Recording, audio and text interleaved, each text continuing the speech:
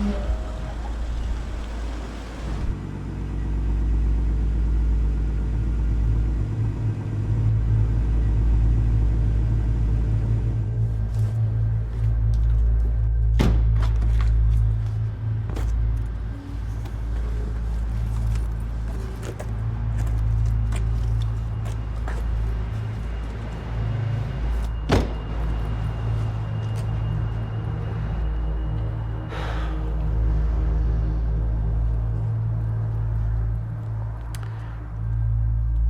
remember a couple of thoughts. One was I feel sorry for the rental car people. I remember feeling very, very sad, but very calm. And then I got more and more terrified as I knew I was going to do it.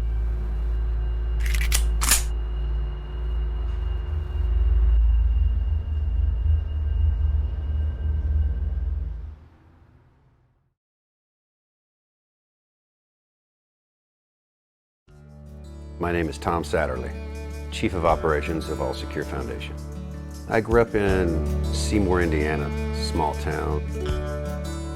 Had a brother and a sister, older sister, and then I'm the youngest of three. Parents worked hard. My mom was always going to school. Dad, blue-collar worker, always working, always. I think he worked 3 shifts to pay for all of us. When I was a kid, I was bullied quite a bit. It seemed like every time we would cross town, we'd go a different way just to avoid these 2 kids that would always look for us. And they always seemed to find us. They came to an end one day when they found us, came up and it started again, you know, the whole crying, the name calling and everything, but my brother was in there with one of his friends as well. My brother just knocked him out. And I kind of felt, you know, like, wow, they aren't invincible. You can stop them. They do hurt. We bumped into them a while after that, kind of unleashed and did the same thing. And so I kind of grew up hating bullies my entire life. Before I joined the military, I look back now and I don't remember considering what I would do. My concept of the military was a child's view of the military. I played with little army guys and, you know, would actually set up the battlefield with the dirt and would have the high points looking down. I mean, I had a little bit of knowledge from John Wayne films and those era movies. There's really no consideration, no thought of what I thought of the military other than playing military, playing army, and all the good guys always win. And then when my friend came back from basic training one day and told me all about it, started telling the stories, and I was off to Europe, my mind changed, you know, in a moment. He came back, he had about 2 weeks off before he was off to Germany, and we were driving up to a John Cougar concert. He was being a recruiter for me at the time on that drive up. You know, nothing says America like John Cougar and joining the military, so went to the MEP station before the concert and signed up, went to the concert, had a good time, and went back home and told my parents the next day that I joined the military. Holding that today, I was like, I think it's heavy when you don't carry it for a while. When you carry it every day for your life, it's like... I was on my almost third year in Germany, and a friend of mine, Kevin, he had a picture of his dad holding him as a baby, wearing his dad's Green Beret.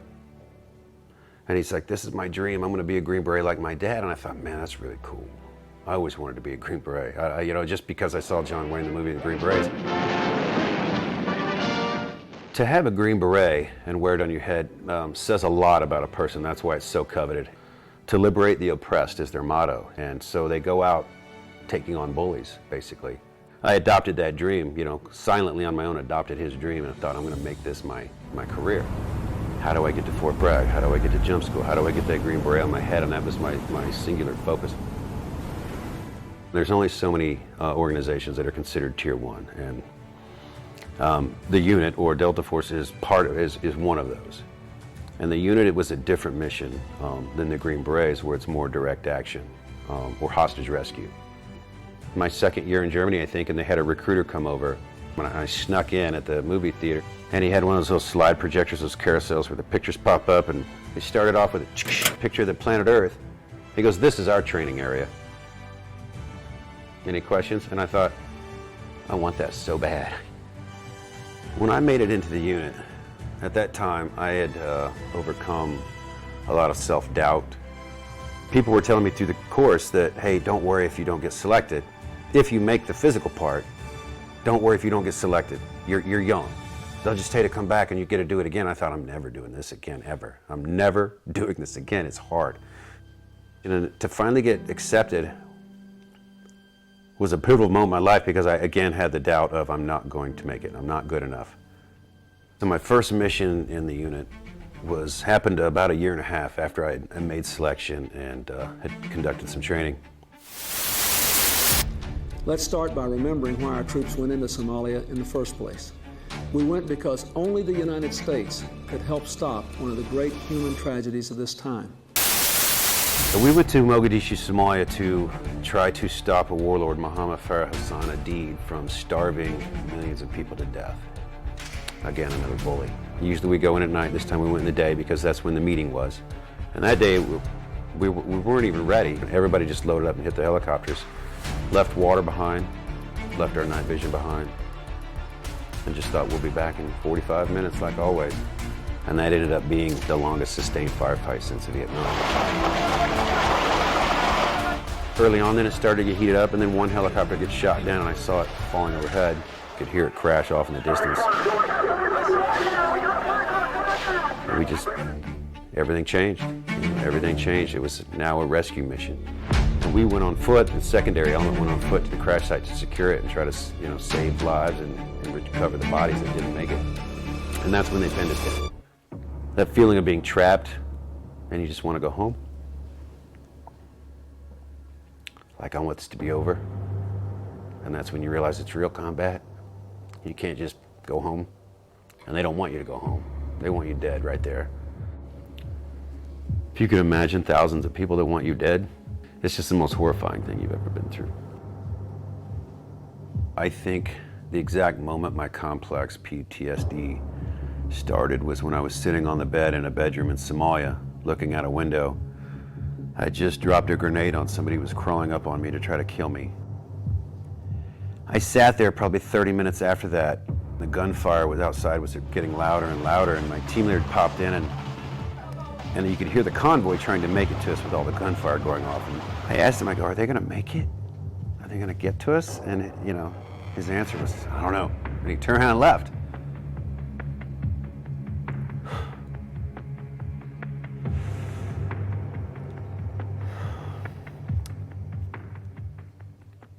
And so that's when I figured I was going to die. I knew I was dead. I realized that the walls of the house couldn't save me. The number of ammunitions we had wasn't going to save me. And nobody could get to us. And so it was just a matter of time. And I think that's when I gave up everything. I felt better. For the rest of that night, I felt better. I didn't care. But I think that changed the rest of my life. That was the switch that flipped me into the off position.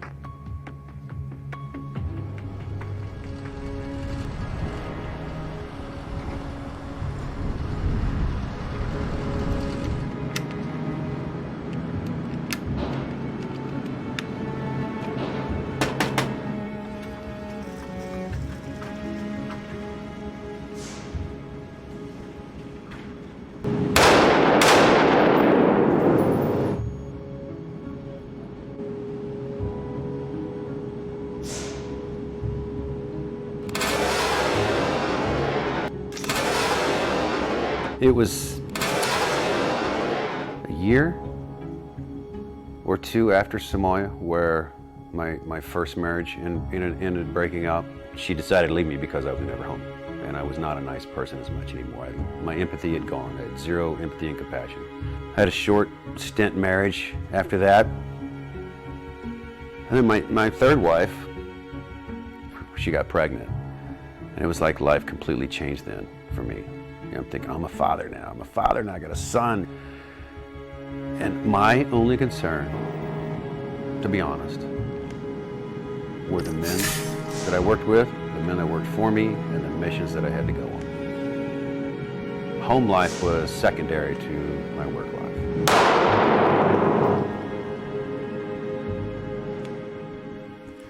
When I met Jen, I was deep in post-traumatic stress. I was partying really hard, and I didn't care about anything, and I drank a lot.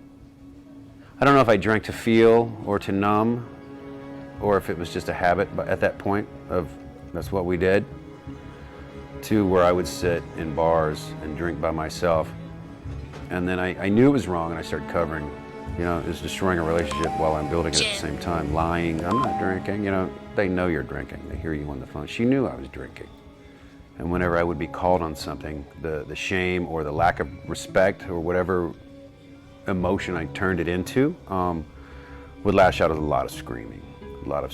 And then that turned into hands-on, the grabbing of the arms, the control, and then the instant, oh my God, you know, if I remembered it. And then that you have to live with that, right? If they stay with you, you have to live with that. Sooner rather than later, that heavy blanket of shame weighs you down. Suicidal ideation picks up. I don't know, 10, 15 times a day, I would think about taking my own life. I'll just shoot myself. I'll go off over here to acting those out. The day that I almost took my life, we were filming for an adventure company that, you know, of special operations warriors will train you how to wear your kit, shoot your weapon, do tactics in a building, and then we'll go kill zombies.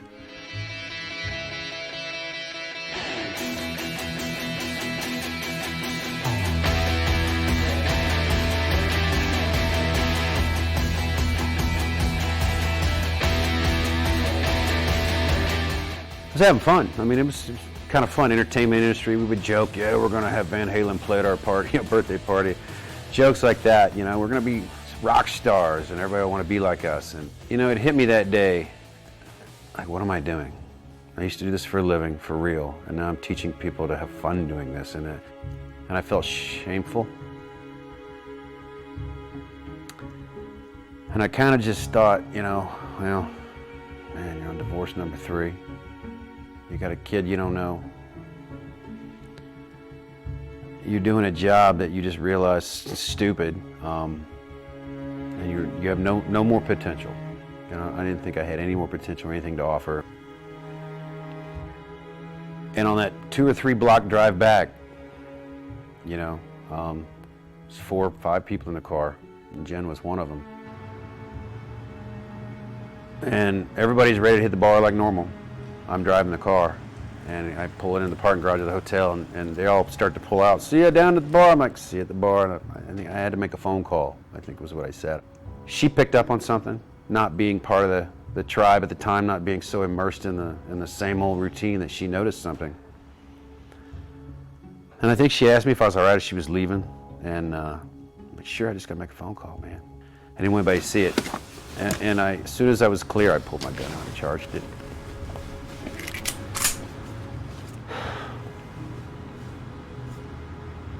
And I just sat there in my thoughts for, seemed like hours. It was probably 5 or 10 minutes. And I remember feeling very, very sad, but very calm. And then I got more and more terrified, because I knew I was going to do it. And I knew I was going to do it. And I was afraid anybody would see it, and I kept looking around. And then my phone starts vibrating and vibrating and vibrating. And I'm not looking at it. I remember thinking, you know, who wants anything from me anymore? And at some point, I remember picking up the phone, like, who is this person incessantly texting me? And I picked it up, and I saw you're late. There was a bunch in front of that, but I saw you're late. And immediately I thought, oh shit, I'm supposed to be somewhere. You know, I'm never late. I'm never late. And I'm still wiping my eyes. I'm tucking, you know, cleared my weapon and put it back in my bag. And I start packing up to hurry to what I'm late for. I didn't tell her about it for a couple of months. I was embarrassed. But we sat at the bar and talked for a long time that night, and I think a couple months later I laid it on her, and I don't know if she didn't believe me or freaked out at the time, I don't remember now, but she got to work and I think started paying more attention to me.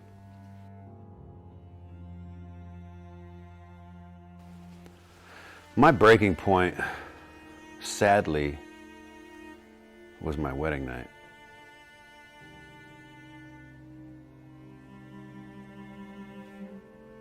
I outdrank my headlights again, and We got in a fight on the way back. Makeup case exploded. I'm throwing things around the room. Woke up in the morning on the floor and I'm like, oh, that didn't go well. And she sat on the bed and she's got the paperwork in her hand. She goes, we haven't turned this in yet. We're really not married. She was one of those moments of, I'm gonna fly home and think about this. And to me, that was every shameful thing I'd ever done in my life. Every losing moment, you know, every failing thing I'd ever done rolled into one. The thought of losing someone who had realized so much in me, someone who'd already been through so much with me and already understood so much about me and had already given me so much opportunity, if I can't keep that together, then I don't deserve to be anywhere.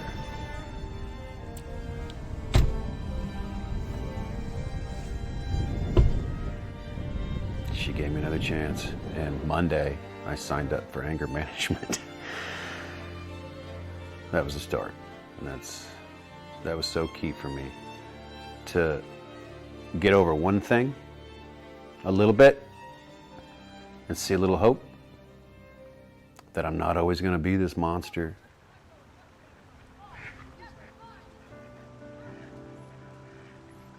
All Secure Foundation's mission is to assist and help the special operations families overcome post-traumatic stress and improve their relationship through resiliency training talks that we do and through retreats that we conduct 4 times a year to help them in their relationships. We bring them together, teach them about post-traumatic stress and the awareness of it. Probably 90% or higher of our help comes through the daily counseling that we do, 365 days a year. We wanted to be one that started that helps the family from the start because we realized how much the family took a part in the healing. To date, All Secure Foundation has helped thousands of special operations, families and active duty military members, people from New Zealand, Great Britain, Europe, France. They keep calling, and I won't turn them away. We just don't turn them away. I would like everybody out there to know that there's always hope, to never give up and tell yourself that there's no way out. You're not a warrior, a big enough warrior that you can man your way out of something, but we all need help in something in our lives, and it's okay to accept that help.